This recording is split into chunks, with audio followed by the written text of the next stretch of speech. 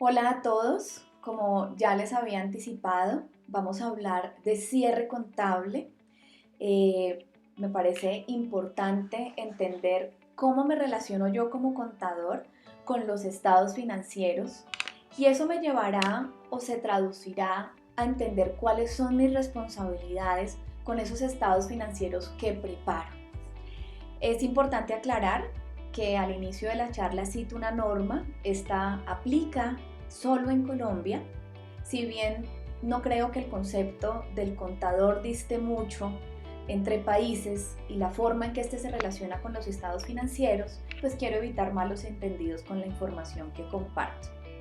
Vamos a empezar hablando, digamos, de unas generalidades, enfocándome inicialmente no en el cierre contable, sino en el contador y en lo que son los estados financieros de propósito general, de tal forma que quedemos ubicados para abordar el tema de interés que es el cierre contable.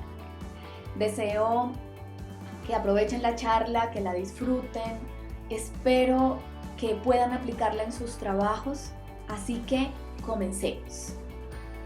Esta charla pretende abordar algunas generalidades, hablarles de los tipos de estados financieros, las mediciones y las estimaciones que contiene la información financiera, el análisis que debiéramos hacer sobre ella, la presentación y las revelaciones y para terminar una explicación pequeñita de impuesto diferido para ponernos en contexto si no nos sentimos muy cómodos con él o para reafirmar el conocimiento que ya tenemos.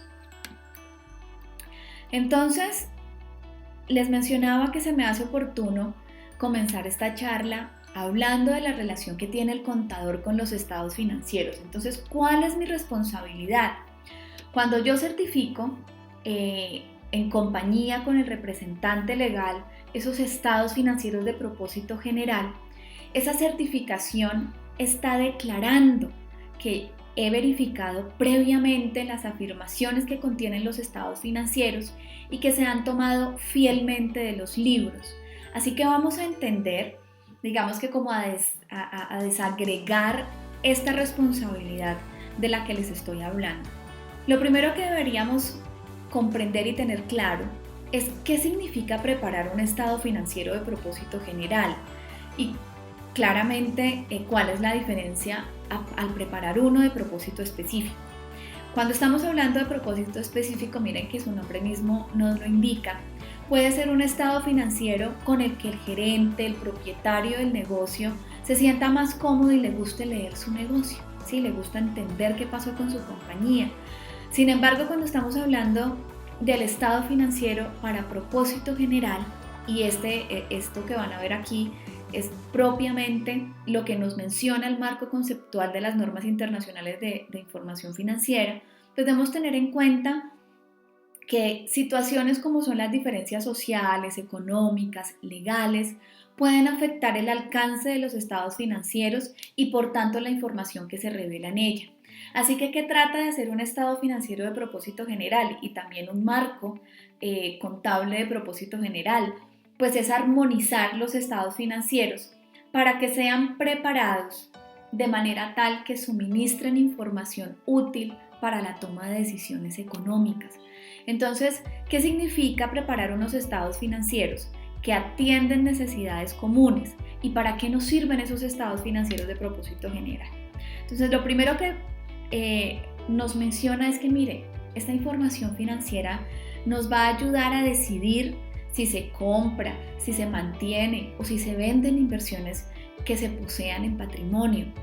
Evaluar la administración o la rendición de cuentas de la gerencia, es decir, los estados financieros de propósito general nos sirven para medir la gestión de la gerencia, la capacidad que tiene la entidad de pagar sus obligaciones y de suministrar los beneficios a los empleados que ésta contrata, determinar políticas impositivas. Cuando hablamos de determinar políticas impositivas, estamos hablando de esa capacidad que debiera tener la compañía de planear el impacto tributario o de planear, su política fiscal, obviamente dentro de las posibilidades que estas normas le proporcionan legales a las empresas.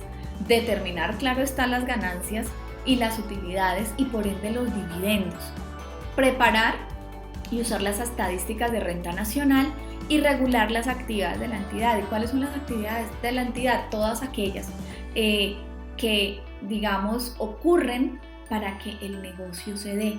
Eso quiere decir que esto me estaría hablando a todo nivel, claro, porque están los inventarios, las cuentas por pagar, está el costo, está la rentabilidad, están los flujos que genera la compañía. Decía esa diapositiva que habla de nuestra relación con los estados financieros, que cuando yo certifico los estados financieros junto con el revisor fiscal, estoy asegurando que una serie de afirmaciones fueron revisadas.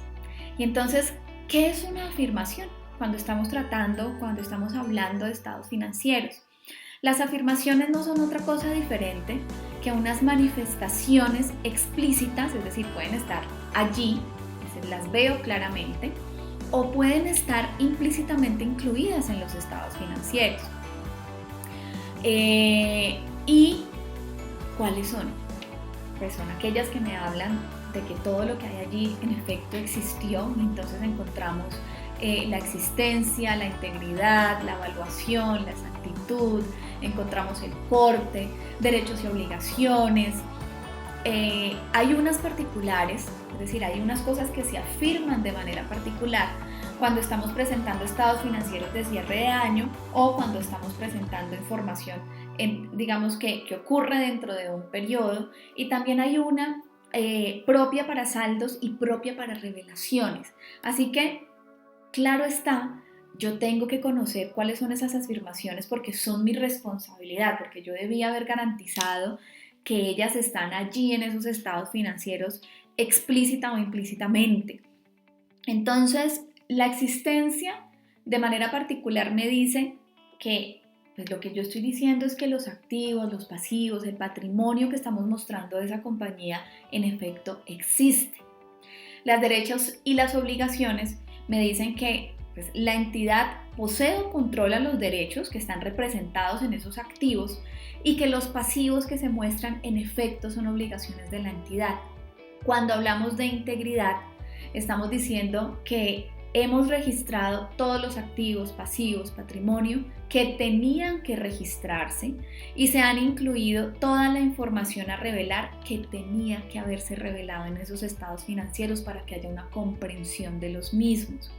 La exactitud y la evaluación me hablan mucho de lo que tiene que ver con esos importes que son adecuados, que los medí de acuerdo con ese marco de información normativa contable que estoy guiándome y que la información a revelar ha sido adecuadamente medida y descrita. En la clasificación, los activos y los pasivos y el patrimonio los hemos registrado en las cuentas que correspondían, y finalmente la presentación. Todo esto debe estar y puede estar, pero tengo un compromiso de presentarlo de una manera adecuada. Los activos, los pasivos y el patrimonio se han presentado ya sea de una manera agregada o desagregada que permiten ver con claridad al usuario de esa información lo que necesitaba ver y es pertinente y comprensible. Entonces, analicemos que la preparación de un estado financiero es mucho más que poner en un documento unas cifras. Preparar y presentar unos estados financieros tiene una responsabilidad y digamos que las podemos resumir en estas afirmaciones. Ahora, es importante, y eso tiene que ver mucho con la visión que tengo yo de mi cargo, con ese nivel que le estoy dando al trabajo que hago, pero no es lo mismo ser un tenedor de libros, que finalmente consiste en registrar las operaciones en la contabilidad, y otra cosa es llevar la contabilidad, otra cosa es ser contador, porque es un concepto amplio que apoya la teneduría de libros, o sea, es necesario, pero que adicionalmente analiza e interpreta la información que se registra en la contabilidad. O sea que mi trabajo no acaba, el cierre contable no se termina cuando yo dije registré la última factura, hice la provisión de renta, determiné el impuesto diferido, acabé el cierre contable. No, el cierre contable no se acaba hasta que ese estado financiero no sale, a mí no me lo aprueba el máximo órgano decisorio de la compañía, dependiendo de qué tipo de compañía estemos hablando. Es decir, el análisis de la información, el entendimiento de esa información es necesario. Vamos a ver, y no me voy a demorar mucho aquí, aplican en Colombia el Consejo Técnico de la Contaduría Pública, y eso es más como para cultura general, nos ha ofrecido un concepto de lo que es un cierre contable, y miren que lo que este concepto hace es resumir en gran medida lo que les he estado mencionando. Finalmente me dice que un cierre contable al fin del ejercicio es necesario que garantice algunos aspectos, y es que todos los hechos económicos, las transacciones y los eventos que tenían que incorporarse en la contabilidad están allí incorporados, que las transacciones y los eventos registrados en la contabilidad correspondían a ese periodo que yo voy a presentar, que a la fecha de corte se encuentran registrados todos los activos y pasivos de la entidad, y por último me dice que hay una observancia de los hechos posteriores. Entonces, habiéndoles, hecho esa introducción de lo que es el cierre contable, y en específico les diría también cómo lo veo yo, porque tiene algo de mi percepción particular en relación con este tema, pues yo les diría pues que lo que implica hacer un cierre contable efectivamente es llevar a cabo unas mediciones y determinar unas estimaciones contables, pero que yo también tengo que analizar una razonabilidad de esos estados financieros, y eso habla de revisión de cuentas, de revisión de integridades, de un análisis de la información financiera. Posteriormente pasaré a prepararlo y presentarlo, y entonces tendré en cuenta las clasificaciones, como si estamos hablando de partidas corrientes o no corrientes, determinaré ese flujo de efectivo, y para cerrar haré una de las cosas que creo yo son más retantes en lo que hacemos hoy en día, y es revelar. ¿Cómo decido qué revelar? Y de cómo me guío, cómo soy prudente, qué es una revelación, qué no lo es. Así que comencemos propiamente a hablar de lo que es un cierre contable. No sin antes hacer una pasadita pequeña por esta diapositiva. Miren, si nosotros estamos preparando estados financieros, pues lo primero que debemos entender es cuál es ese tipo de estado financiero que yo estoy preparando, porque dependiendo del título, del aretico que usted le ponga al estado financiero, pues le dice unas cosas particulares a los usuarios de la información. Cuando estamos hablando de estados financieros individuales, estamos hablando de esos estados financieros que prepara una entidad que hace parte de un grupo y se está presentando solita, o de una entidad que no hace parte de ningún grupo, no es controlada, no es subsidiaria, y pues presenta sus estados financieros. Esos son los estados financieros individuales. Cuando estamos hablando de los estados financieros separados, hablamos de esos estados financieros de una compañía que es controlante, que es matriz, pero esos estados financieros los muestra de ella solita, sin sus subsidiarias. Los estados financieros consolidados son para grupos empresariales, es decir, unos estados financieros que agrupan a la controladora y a sus subsidiarias, y los estados financieros combinados es información de dos o más entidades que pueden estar controladas por un inversionista, pero que no incluyen a ese inversionista, son hermanitas, entonces juntan sus estados financieros. Habiendo hecho esta claridad y habiéndose ubicado usted en cuál es ese tipo de estado financiero que usted prepara, pues vamos a ver ahora sí propiamente lo que tiene que ver con mediciones y estimaciones. Y para comenzar, lo primero que le debiera decir, mire, esto no debería ser un tema de preguntarme qué voy a hacer ahora, cómo voy a medir. Esto debiera ser un tema de estar cumpliendo unas políticas contables que debieran estar establecidas en todas las compañías. ¿Por qué digo debiera? Porque tengo plena conciencia que no necesariamente es esto o es esta situación con la que nos encontramos. Lastimosamente todavía encontramos políticas contables que son una copia resumida del estándar, que son una copia tal vez de otra compañía, pero que realmente no están revelando ni las decisiones que ha tomado la gerencia en relación con cómo quiere que esa información sea presentada considerando unos objetivos de la compañía. Y cuando yo hablo de esto no quiere decir es cómo amañan los estados financieros, es que el estándar en muchas oportunidades me permite elegir por una medición y por otra, y esa decisión dependerá mucho de cuáles son los objetivos financieros de las compañías, y eso no es algo que pueda definir de manera personal el contador. Eso es algo que tendría que venir desde la gerencia. Entonces, es de gran valor la política contable porque definitivamente lo que hace es direccionar a todos aquellos que están relacionados o que se involucran con el proceso contable de la entidad. Y yo no solamente estoy hablando de un área contable, muchas áreas, todas las áreas se involucran con la contabilidad.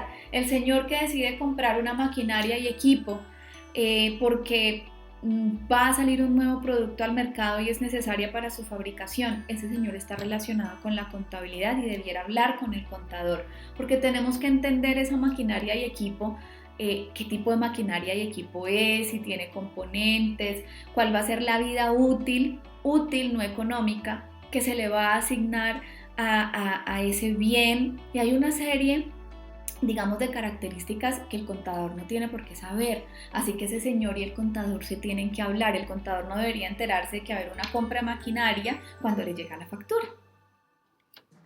Entonces, ¿para qué me sirve? Mire, las políticas contables sirven para guiar el proceso de captura de información, proporcionando unos lineamientos claros a estos, digamos que, operadores de la información contable. Entonces sí, ahí están los auxiliares, los contadores y incluso las personas de las otras áreas. Soportan la gestión gerencial al permitir plasmar con claridad las intencionalidades y la perspectiva financiera de la compañía, según las decisiones de sus administradores, y ayudan a la interpretación de la información al ofrecer claridad sobre los parámetros que fueron utilizados para la preparación de sus estados financieros. Antes de ir al número, debiera ser muy claro para nosotros cuáles son esas cualidades o esas características cualitativas que debe tener la información financiera, y para esto yo les diría, pónganse en los zapatos del que lee la información financiera, ¿sí? El que coge esos estados financieros, pues tiene que ser clara, es decir, tiene que ser comprensible. Lo que hay allí tiene que ser relevante y material, y digamos que la comprensión de la relevancia y la materialidad me va a ayudar muchísimo, por ejemplo, cuando estoy agregando o desagregando información en los estados financieros. No es lo mismo decir que tengo unas cuentas por cobrar comerciales y otras cuentas por cobrar, a mostrar que, por ejemplo, dentro de esas cuentas por cobrar tengo partidas con subsidiarias, porque eso ya le da una información adicional a quien lee la información. Debe ser prudente, y yo diría que ese principio de prudencia lo vemos mucho cuando estamos haciendo estimaciones y cuando estamos revelando información. Debe ser fiable, y cuando hablamos de fiabilidad hay muchas cosas que están relacionadas con este concepto, pero una de las que a mí se me hace más importante es: ¿puedo confiar en ese software o en esa herramienta que tengo que finalmente captura toda la información que se traduce en unos estados financieros? Ese software que tengo es fiable, es estable. Ahora, tengo un control interno que soporta que todas las transacciones que realiza la compañía llegan a ese software como deben ser, sin ser modificadas, completas, oportunamente. Es íntegra, todo lo que está allí es lo que tendría que estar. Es comparable, y aquí el análisis adecuado de lo que son errores o son cambios de políticas pues va a ser muy importante, porque si fue un error, si fue un problema de la compañía cuando inicialmente determinó sus políticas contables, o de pronto cuando inicialmente hizo la implementación de las normas internacionales, pues eso va a requerir que yo me devuelva, ¿sí? Y que yo permita determinar esos efectos de lo que hubiese sido la información financiera si yo aplico esa política como está ahora o como decidió ser este año, y de esa manera que la información pueda ser comparable. No es lo mismo, o no será lo mismo, que yo tenga una propiedad, planta y equipo medida a costo histórico, a medida a valor razonable, y Si ese cambio se dio por circunstancias del negocio, se dio porque yo contaba con mayor información y era lo mejor para mostrar una mejor información a los usuarios, pues es correcto, eso no era un error. Pero si realmente lo que pasó fue que yo no hice el análisis que tenía que hacer cuando implementé las normas internacionales de información financiera, pues eso sí sería un error. Debe ser oportuno. Y aquí yo les diría mucho, no piensen solamente en el cierre del año, piensen qué está pasando todos los meses, piensen si la información que ustedes están proporcionando a la gerencia para la toma de decisiones es oportuna. Con la información, digamos, que sale de las áreas contables, pues se toman decisiones para el mes que sigue. Y si usted, por ejemplo, está entregando la información los 20 de cada mes, ¿a qué horas la gerencia, un administrador va a reaccionar oportunamente para hacer un cambio importante que afecta el mes en el que está y al que le quedan 10 días para acabarse? Y pues cuando estamos hablando de estados financieros de fin de año, con mayor razón, porque son muchas las cosas que se deben considerar. Y debe haber un análisis oportuno, tanto del preparador de la información, del contador, como de la gerencia. Y lo otro, esencia sobre forma y costo-beneficio. Recuerden que si hay algo que nos ha enseñado esta norma es que la esencia y la realidad económica de las cosas están por encima de la forma legal. Entonces, claramente lo veo en los leasings, claramente lo veo en la NIF 16, y en cómo finalmente me están diciendo es que si usted es el que utiliza el activo, es que usted es el que le saca provecho del activo, usted es el que toma las decisiones sobre el uso de ese activo, pues el dueño de ese activo es usted, incorpórelo en la contabilidad. Puede que esté a nombre de otro, pero realmente el dueño de ese activo es quien está usando el activo y está tomando las decisiones sobre el mismo. Y el costo-beneficio no puede ser más importante o no puede ser más costoso lo que pueda representar para una compañía aplicar alguna de las normas que el beneficio que obtiene de ellas. Pero una cosa es eso, y para esto la norma tiene conceptos como lo que es un esfuerzo desmedido o cuando algo no puede ser medido con fiabilidad, eso es una cosa. Y otra cosa es sustentarse, por ejemplo, en aspectos como los que he escuchado, de que se escudan detrás del concepto de materialidad, de lo que supuestamente es materialidad, para no hacer algunas mediciones a los estados financieros. Ya lo vamos a ver, pero eso no es materialidad. ¿Qué me dice la materialidad? Miren, la materialidad es un nivel, es un monto que debe conocer el que prepara esos estados financieros para entender en qué momento sus estados financieros no son razonables, ¿sí? El concepto de materialidad también lo vemos cuando estamos hablando de auditoría, pero es diferente.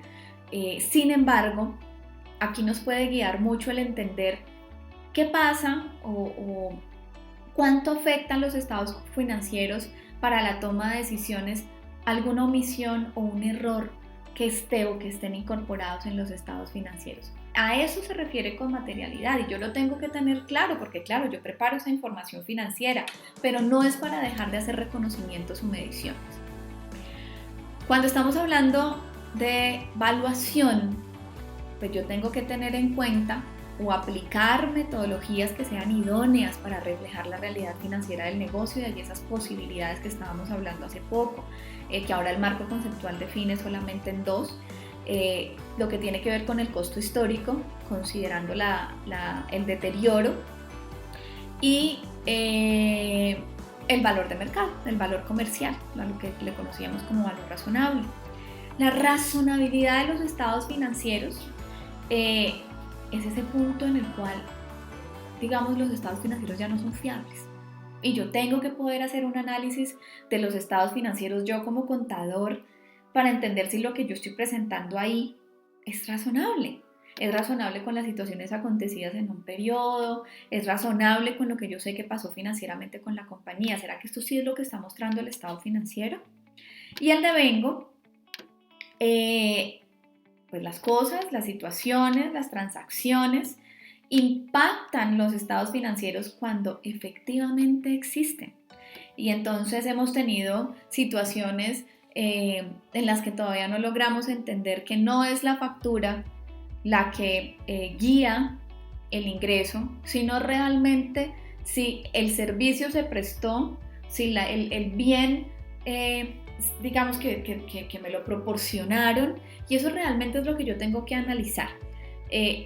Devengo. Los hechos se reconocen cuando efectivamente suceden, cuando se dan. Dentro de los errores conceptuales más comunes que encontramos bajo MIF están el concepto que tenemos en relación con el ORI, las mediciones propiamente dichas, y vamos a encontrar otros aspectos tal vez un poco relacionados con mediciones y estimaciones. El ORI es un concepto realmente sencillo y limitado, y cuando yo les digo que es limitado es porque la norma específicamente nos dice qué va en ORI, y el ORI hay que entenderlo como esas ganancias y esas pérdidas que no se han realizado, ¿sí? Yo obtendré la ganancia de una propiedad que se revaluó el día que yo la venda, pero mientras tanto no ha ganado valor. Yo perderé en una consolidación de estados financieros, de pronto cuando liquide una de esas subsidiarias que está en el exterior. Entonces por eso la diferencia en cambio que surge de esa consolidación de estados financieros con esas hijitas que tienen moneda diferente a la de la consolidadora, pues la NORI. La ganancia o pérdida efectiva en los instrumentos de cobertura, la ganancia o pérdida de esos instrumentos de patrimonio que se miden a valor razonable, las mediciones, las nuevas mediciones que se hacen a los planes de beneficios a empleados. En cuanto a las mediciones, encontramos como muy común la que tiene que ver con los intereses implícitos. Miren, cuando estén pensando en la cartera y cuando estén pensando en la medición, hay que entender lo que eso significa, más allá de que debemos hacer una fórmula financiera. Que la compañía tenga un costo financiero por vender a crédito es realmente el sentido de esta medición de la cartera. Y lo que le quiere decir es, bueno, si usted tiene una cartera que tal vez no rota a la velocidad que usted necesita para tener capital de trabajo y por eso tiene que endeudarse, pues cada peso que usted vende a crédito tiene un costo financiero para usted. Y eso realmente es el sentido o es lo importante de la medición, y como pasa con eso, pasa con otras. Entender cómo determinamos el impuesto diferido, el valor neto de realización de los inventarios, es un cálculo que muy pocas compañías realmente están haciendo, y hacerlo tiene un valor importantísimo, no solamente para que lo ponga en el estado financiero. El que es responsable de ese negocio, el que es responsable del inventario, debería estar interesado en saber si realmente poner ese inventario a la venta le cuesta más de lo que él está pensando, le cuesta más de lo que él pensó o de lo que fue el costo, lo que tuvo que incurrir para comprar ese inventario. La diferencia, en cambio, que no es capitalizable, los activos y pasivos que no son procedentes, es decir, realmente esa aplicación correcta de lo que es un activo como un derecho y lo que es un pasivo como una obligación, la medición de ingresos, y esto requiere que yo conozca muy bien realmente en qué momento es que el ingreso llega a mí, si vendo a plazo, si tengo garantías, y la revalorización del patrimonio pensando en que es un concepto que ya no tenemos, pero que a veces sigo encontrando viendo en los estados financieros. Otras cosas que comúnmente uno ve, digamos que uno puede decir donde hay errores, es en la determinación de la vida útil de la propiedad, planta y equipo. Miren, una cosa es la vida económica y otra cosa es la vida útil. La vida económica es cuántos años está en capacidad o cuánto tiempo está en capacidad de servir una propiedad, planta y equipo por sus especificaciones técnicas. Y otra cosa es realmente la compañía cuánto estima que va a utilizar ese activo. Eso es la vida útil, y ese es un análisis que nos falta hacer. Si estamos hablando que nos equivocamos en las mediciones de cartera, pues hay muchos costos amortizados que no estamos reconociendo. Métodos de depreciación, nos resulta más fácil decir que todo es en línea recta cuando tal vez en realidad no es así como funciona nuestro negocio. Puede ser que estemos frente a una estacionalidad y que la compañía tenga producciones o picos de producción y realmente yo de esa manera no esté analizando, no esté depreciando esa maquinaria. Y las provisiones, ya sea que no las esté reconociendo o que estén subvaloradas.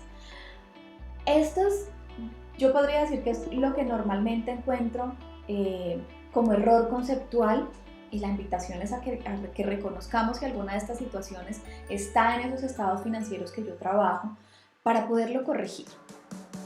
Hablemos entonces propiamente de mediciones y estimaciones. Y en este punto lo que voy a tratar de una manera, digamos que rápida y simple, es mencionarles algunas condiciones pensando en cierre de año que yo tengo que considerar en relación con algunos rubros del estado financiero, digamos que los que tenemos comúnmente en las compañías. El efectivo y el equivalente de efectivo. Miren, cuando yo me encuentro dentro del año, pudiese ser que tenga partidas que yo no he podido identificar, que entraron al banco, y puede que yo las deje ahí para que sean resueltas el siguiente mes. Pero cuando estoy hablando del cierre del año, pues no puedo hacer eso. Necesariamente tengo que hacer un análisis y decir, bueno, si yo tengo en el banco un dinero y yo me dedico a vender, pues muy seguramente este dinero tiene que ser de mis ventas, por tanto hay una cartera que debieron haberme pagado. En este momento no sé exactamente quién, pero todos esos recaudos que no son identificados en realidad es un menor valor de la cartera. Pasa lo mismo con los cheques no cobrados. Si realmente el cheque no llegó al tercero, pues esa deuda todavía no está saldada y yo tendré que hacer ese ajuste para efectos de presentación de estados financieros. Entender que las cuentas de ahorro, los CDTs, las fiducias se miden a costo amortizado, por tanto tengo que reconocer el rendimiento que estas pueden generar. La moneda, las cuentas en compensación o cualquier banco que tenga cuenta bancaria que tenga moneda extranjera, pues tendré que hacer su respectiva conversión. Aquí en Colombia, esa diferencia en cambio no realizada no tiene incidencia fiscal. Y lo otro es, en efectivo equivalente de efectivo nos permite hacer algo muy bueno, que es poder conciliar con una fuente externa la información que va en los estados financieros. Así que claramente las conciliaciones con esos extractos bancarios es fundamental. Ahora, no esperen a que les llegue el extracto. Nos puede servir anticipar actividades para que precisamente los cierres sean oportunos. Así que perfectamente podemos utilizar un extracto que bajemos de esos portales que tienen los bancos para que podamos de manera anticipada y oportuna hacer nuestras conciliaciones. En inversiones es importante reconocer que depende la intención de la inversión o está directamente relacionada la intención con el reconocimiento de ellas, con la manera en que las vamos a medir. Yo puedo tener inversiones para especular, para obtener rentas pasivas, para obtener control o influencia significativa. Entonces, cuando yo tengo inversiones para especular, estas se miden a valor de mercado, son susceptibles a valorización y a deterioro, digamos que considerando esa misma información que nos puede dar el mercado al cierre de cada periodo. Esas inversiones que son mantenidas hasta su vencimiento, me puede pasar con una inversión que tenga en una sociedad, con un CDT, se miden a costo histórico menos el deterioro en caso que llegara a tener. Y las inversiones en subsidiarias se deben medir por el método de participación y la valorización o el deterioro se determina precisamente considerando los resultados que esas subsidiarias tienen al resultado al final del ejercicio para el cual estoy trabajando. En cuentas por cobrar a clientes y en otras cuentas por cobrar, pues yo pensaría que una de las cosas más importantes que tengo que analizar tiene que ver con el deterioro. Y no piensen en el deterioro, en el vencimiento o en la antigüedad necesariamente de la cartera. Acuérdense que la norma me dice que yo debo analizar es el riesgo crediticio. Una cartera puede tener riesgo crediticio pese a que yo haya vendido el día anterior, porque depende realmente es de la probabilidad que yo tengo, de la certeza que tengo de recuperar esa cartera. Hagan los análisis de antigüedad claramente, porque allí digamos que es una manera o es la manera en que esas alarmas se encienden, pero no pierdan de vista el concepto de riesgo crediticio, y esto les dice que necesariamente quien analiza la cartera tiene que ser alguien que conozca la cartera, que conozca a los clientes. Ya les hablé del costo amortizado. Tendremos que hacer un análisis financiero realmente a conciencia y entender si vender a crédito en la compañía en la que estamos tiene un costo financiero, cuáles son esos días relevantes de financiación para poder determinar el costo amortizado. Si tengo cuentas por cobrar en moneda extranjera, tendré que hacer su debida conversión. Y miren, algo supremamente importante en cartera es poder hacer conciliaciones de cuenta con nuestros clientes, lo que llamamos circularización, porque cualquier confirmación que uno pueda hacer con una cuenta externa, digamos que dota de gran fiabilidad la información de los estados financieros. Y por último, habrá que analizar si tengo que bajar cartera, y esto debería estar guiado por la política contable. No pueden ser decisiones que se toman, digamos, a la ligera. Debería haber un direccionamiento en relación con las cuentas por cobrar para poder hacer esas bajas, y obviamente con las cuentas por cobrar y con cualquier otra cosa. En inventario, medir los inventarios a valor neto de realización, considerar que cada vez que yo hago eso de manera implícita estoy determinando cuál es el deterioro de mi inventario, hacer las tomas físicas de inventario al cierre del año como corresponden, con una planeación, con un pare de actividades, analizando. No solamente se trata del conteo, es cómo determinamos los equipos de conteo, digamos que lo que tiene que ver con la planta física, esa salvaguarda de los inventarios, analizar la rotación de los inventarios, tener claro si yo tengo inventarios obsoletos, la manera o el procedimiento en que se dan de baja los inventarios, y no olvidar, y esto obviamente es algo que tiene que pasar en la medición inicial, pero pues lo menciono porque se me hace muy importante, es cómo debemos tratar los descuentos o las rebajas que nos dan en esas compras de inventario, y es que esas deberían estar consideradas, aminoradas en el costo del inventario. Propiedad, planta y equipo. Debe haber una claridad en la política, y les menciono, eso pasa con este y pasa con cualquier otro rubro, pero saber si yo debo medir a costo histórico, si yo debo medir a valor de mercado es importante, máximo porque si voy a medir a valor de mercado, pues claramente habrá una tarea que yo tenga que hacer, y es ir a hacer un avalúo técnico, y esas son actividades que tengo que planear con anticipación. Hacer análisis de indicio de deterioro, y así como les hablaba al principio de esta charla, pues no necesariamente yo como contador puedo hacer ese análisis de indicios de deterioro. Entonces miren, la comunicación entre las áreas es fundamental. Ahorita que hablábamos de cartera y que hablábamos de inventario, también es necesaria la comunicación con esas áreas, porque yo tal vez no sea la persona idónea, yo como contador, para poder analizar ciertos indicios que me lleven a determinar si hay o no deterioro.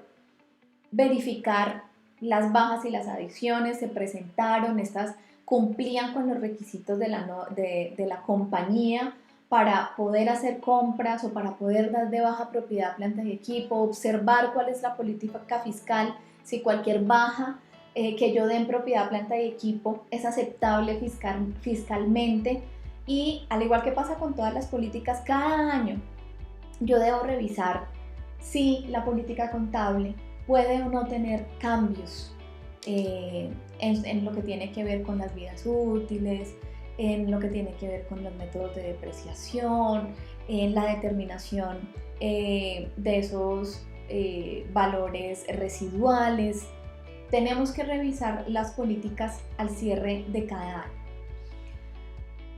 Aquí hay una cosa importante, y lo hice seguido a propiedad, planta y equipo, porque tenemos que ser muy cuidadosos de considerar y de poder identificar que no todos los activos que tiene la compañía necesariamente son propiedad, planta y equipo, que pueden haber propiedad de inversión, que pueden haber propiedad, planta y equipo, pero que realmente son derechos de uso porque yo los tengo en un arrendamiento. Entonces, es necesario que consideremos este tipo de distinciones, empezando, y en este caso particular, porque las propiedades de inversión, de acuerdo con las normas internacionales de información financiera, no se deprecian. Y tengo que entender que dentro del rubro de propiedades de inversión, pues van, por ejemplo, terrenos, edificaciones que no usa la entidad para el desarrollo de su objeto social, sino que de pronto están allí para obtener plusvalías o rentas. Intangibles. Miren, este es un tema que me parece de los más complicados de analizar, porque existen diferencias entre lo que es un intangible y no es un intangible. Si bien la norma me habla que como intangible nosotros podemos tener cualquier desarrollo que tenga que ver con conocimiento científico, tecnológico, diseño, implementaciones de nuevos procesos o sistemas, licencias, concesiones, propiedad intelectual, pues cada una de estas cosas que me dice la norma que puede ser un intangible, yo los tengo que analizar a la luz de lo que es la definición de un intangible, de su identificabilidad, del control que tiene la compañía sobre ese intangible y sobre la existencia de beneficios económicos futuros. Uno de los temas con los que más, digamos, suelo tener diferencias tiene que ver con las licencias de los softwares contables. Yo salvo algunas excepciones que implican un desarrollo propio para la compañía y que realmente ese desarrollo que se hace en esa plataforma, que finalmente será su software contable solo de él, ¿sí? Para mí los softwares no son más que un gasto. Son un gasto porque tú los necesitas para operar, pero realmente el día que tú vas a vender la compañía, nadie te va a aceptar eso como un activo. De hecho, puede que te compren la compañía, pero el que compra la compañía utilizará el software contable que él considere necesario. Cuando nosotros estamos hablando de beneficios económicos futuros, uno no puede ver eso como es que es útil. No, pues la seguridad, por ejemplo, pensando en los servicios que nos prestan los guardas de seguridad, y hasta los seguros que tenemos que pagar las compañías, por ejemplo, de responsabilidad social y de otras, de responsabilidad civil y otras cosas, pues también le sirven mucho a la compañía, pero no necesariamente por eso son activos. Así que tenemos que ser muy cuidadosos con las evaluaciones que hacemos en relación con los intangibles. No sea que sobreestimemos los activos de la compañía. Pasivos financieros se presentan con entidades financieras, se presentan con terceros, pero muy importante tener en cuenta es que analicemos que deben ser instrumentos financieros.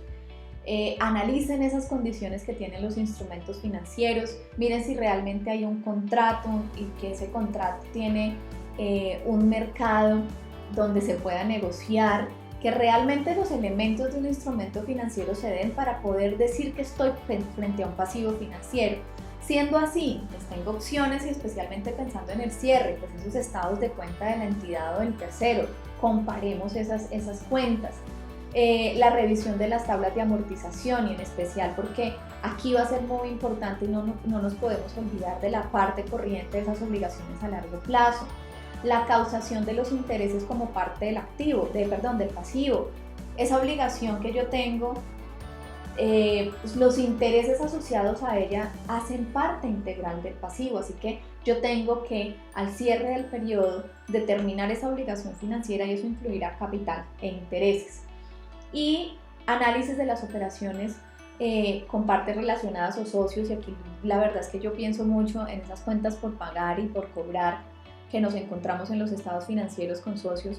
Realmente pensemos si son activos, si son pasivos en este caso, y analicemos si son instrumentos financieros para poderlos medir como tal. Las cuentas por pagar, ya pensemos en el devengo, muy importante, y le digo muy importante, porque el pasivo existirá si a mí ya me prestaron el servicio, si a mí si yo ya recibí ese bien, independientemente de si me lo facturaron o no. Analizar la antigüedad de los pasivos de cara a la política contable.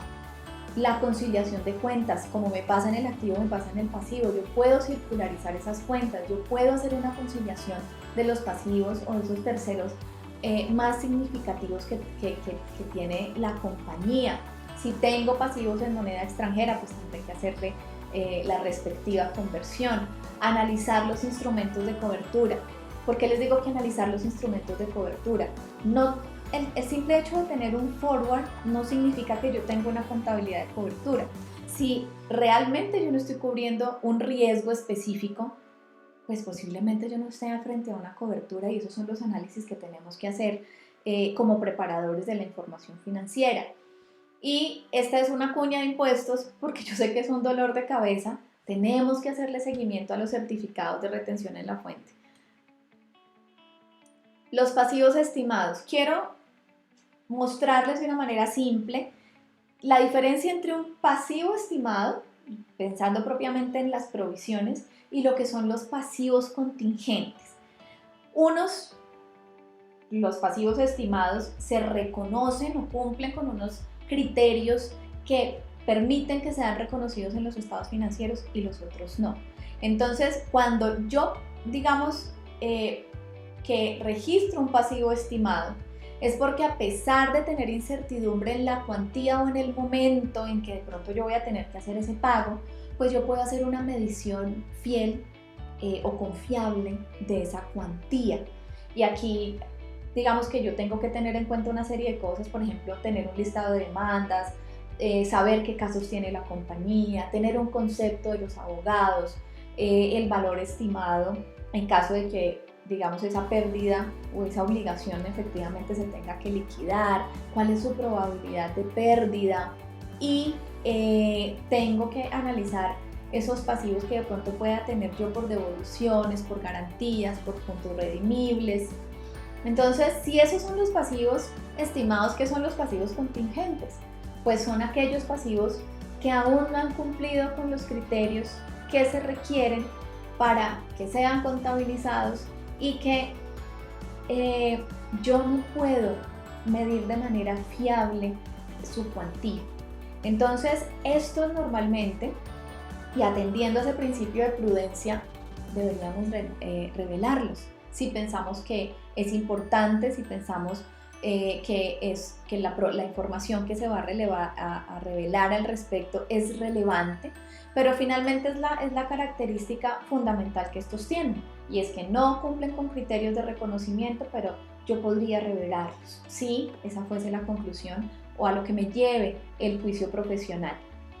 En impuestos, siempre digamos que a mí no me gusta mezclar, pero los impuestos y los pasivos que me quedan, por ejemplo, por impuestos, pues son pasivos reales. Aquí no estoy pensando en tomar decisiones de cara a las declaraciones, sino que realmente hagamos las revisiones que tenemos que hacer para que estos pasivos que nos quedan al cierre del periodo, digamos que están correctos, y que los he conciliado con las declaraciones, he conciliado, por ejemplo, los ingresos declarados con los ingresos que tengo en la contabilidad, y pensar que cada vez que yo hago una provisión por impuesto de renta, y este es un mensaje que en especial quería darles, pues tratemos de que esa depuración, ese proceso de provisión sea tan cercano a la realidad que el siguiente año no tengamos que encontrarnos con ajustes de años anteriores grandísimos y resulta que tiene que ver con la provisión de renta. ¿Sí? La provisión de renta tiene que ser, y allí que sea una provisión, pues tiene que ser una medición fiable y por ende cercano a ese pasivo por impuesto corriente que finalmente voy a tener que cancelar. Entonces, casi para cerrar, y el título de esta sección es mediciones y estimaciones, miren cuántas estimaciones hay en los estados financieros. Y es importante y es bueno saber que primero, no está mal, y segundo, la responsabilidad que tengo con relación a estos conceptos que les voy a mostrar, porque tienen que haber sido analizados de manera tal que los estados financieros sean razonables y que muestren esa realidad financiera de la compañía. Entonces los deterioros son estimaciones, las determinaciones del valor razonable son estimaciones, las vidas útiles, las provisiones, los métodos de depreciación que se establecen, los valores residuales. Así que la contabilidad está llena de estimaciones, debemos ser responsables con ellas. Cuando hablamos de cierre y casi para cerrar y entrar al punto siguiente que me gusta mucho, yo diría que nosotros tenemos 3 pruebas reinas del cierre. Una es la confirmación, y se los mencioné en algunos de estos los rubros, como es el equivalente de efectivo, como son los pasivos, como son las cuentas por cobrar, y es que la confirmación de información con fuentes externas dota de credibilidad a las cifras. La otra es el análisis, analizar las variaciones, analizar de pronto esas partidas con comportamientos atípicos o significativos, y después contraste esos análisis y esos resultados financieros que está obteniendo con los hechos que efectivamente acontecieron, ya sea en el pasado o en ese periodo para el cual estamos preparando los estados financieros. Pasemos al análisis de información financiera entonces y entendamos que yo tengo o soy responsable de que esos estados financieros que salen, que serán leídos por el banco, que serán leídos por inversionistas, bueno, que pueden realmente llegar a diferentes usuarios, tienen que ser razonables. Y yo tengo herramientas para hacer esos análisis de razonabilidad. Yo aquí les voy a presentar los 3 más comunes. Uno son los procedimientos analíticos, y esos procedimientos analíticos a través de análisis de tendencias, de variaciones, de estadísticas propiamente de comportamiento, pues me pueden ayudar a entender si lo que estoy viendo financieramente como resultado de ese periodo es lo que yo esperaba ver. El flujo de efectivo es una gran herramienta para hacer análisis y para evaluar gestión.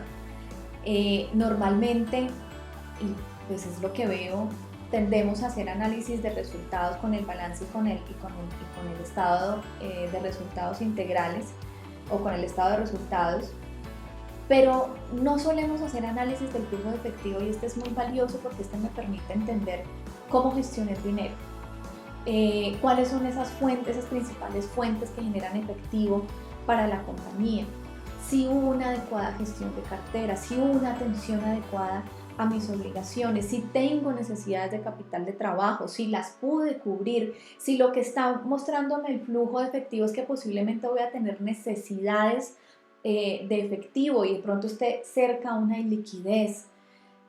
Todo eso me lo puede decir la lectura del flujo de efectivo. Y finalmente los indicadores financieros, que tratan, digamos, de que tengamos un control en 3 frentes: en la operación, en la liquidez y en la rentabilidad. No necesariamente todos los indicadores financieros que encontramos pueden ser los más importantes para la compañía, pero allí es donde está nuestra habilidad, o debería estar nuestra habilidad, determinar cuál es esa batería de indicadores financieros que yo voy a tener para leer la información de la compañía, para entender cómo va. Y es valioso que entendamos que un indicador financiero, un flujo de efectivo y unos procedimientos analíticos pueden no decirnos nada o decirnos mucho, siempre y cuando yo entienda cuál es el objetivo financiero de la compañía. Si yo no entiendo cuál es el objetivo financiero de la compañía, pues una rotación de cartera de 90 días podría no decirme nada, que si tuviera 40 días de rotación o si tuviese 120. Yo tengo que entender la compañía para la cual estoy haciendo el análisis de información financiera. Casi para cerrar, está el tema de la presentación y la revelación de los estados financieros. Y pensemos que la norma trata de darnos unas bases de presentación de los estados financieros y me dice, mire, es que debe tener una estructura particular y debe tener un contenido, pensando, llevándome a que los estados financieros lo que tratan de hacer es una representación de la situación financiera de una compañía a un corte, del rendimiento financiero que ésta dio y de los flujos de efectivo, la capacidad que tiene la compañía para generar flujos de efectivo. Eso finalmente es lo que trata de hacer los estados financieros y la norma me dice esa estructura, me dice, mire, tiene que clasificarlos, unos se llamarán activos, los ingresos son específicamente unos, los gastos son específicamente otros, los nombres de los estados financieros son tales y me dice, mire, tenga en cuenta que las notas o las revelaciones a los estados financieros son un estado financiero. Y realmente allí tenemos una oportunidad valiosa y es que revelamos.